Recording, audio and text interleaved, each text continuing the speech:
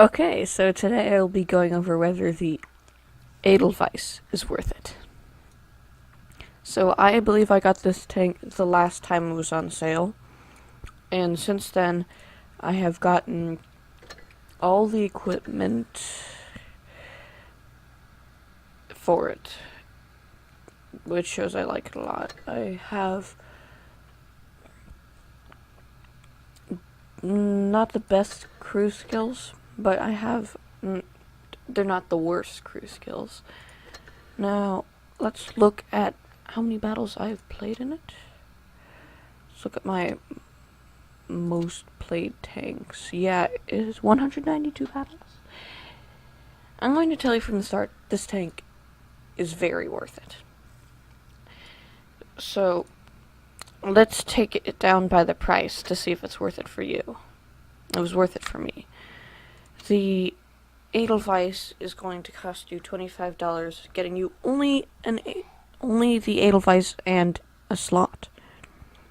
Now, is that worth it? I mean, it's a tier 7 tank. Only a tier 7 tank for $25. You may be like, I'm not going to pay that much for Edelweiss.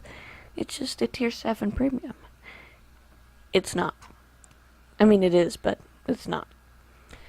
The Edelweiss has a tier 8 engine and all tier 7 modules. I'm going to tell you now, the Edelweiss can ram. Wait, I should be getting into that when I'm reviewing it. Now I'm telling you it's worth it. Now let's get into how to play it. Okay, so now we will be getting into how to play the Edelweiss. So, the Edelweiss is very heavy, so it is good for ramming, as you'll see later in the round when I ram lightweight. But the Edelweiss is a bit harder to describe how to play it. You want to play it, you can play it different ways. You can play it aggressively and reserved. It really bends to whichever playstyle you prefer.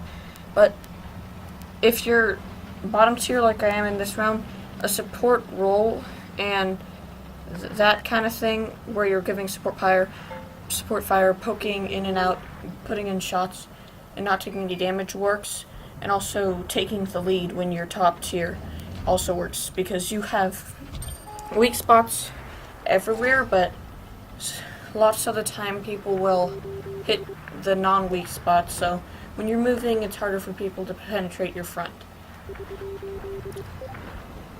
And what you're about to see here, I did not play the best in this round, but I didn't die, which was surprising. I baited 2 enemies into getting killed by my teammates, so that was a strong support role. But then I guess I didn't do bad, I just didn't do good in damage. So here you're going to see the Type 59 is starting to get focused on me. He seems to care about getting the one-shot tier 7 instead of the SU-101 behind him. The SU-101 plants in one shot. He continues to go around to keep coming for me, so I continue to bait him. And now he's dead. That was hilarious. Okay, so then in the Edelweiss, it has a good reload and good damage, is another reason I really like it. And so now, I didn't really explain this in the beginning part, but out of the 3 Valkyrie tanks to get, I really can't tell you which one to choose. I know that's probably useless and that's why you watch this video in the first place, but I don't have all 3, so I can't tell you which one to choose. If I had the choice to make again, I would personally still choose this because it's the only one I've played and it's the only one I know is good. And anyway, this is definitely a premium that you'd want to add to your garage. It's not something that you'll be like, oh, why did I waste my money on this? It's not worth it. No, it's definitely worth it. It's a great tank. So as I said earlier, just if you have a particular playstyle with medium tanks, you can try to replicate it. just try to play a more supportive role when you're lower tier and a more leading role when you're higher tier. Now, if I do get hate comments, I'm going to ignore them because it's kind of hard to make a review on this tank because it's just so loose on playstyle. And you'll see here the IS-5 is also trying to get me again, but he does not succeed. In fact, I plant one shot into him, so that was great. Thank you and goodbye.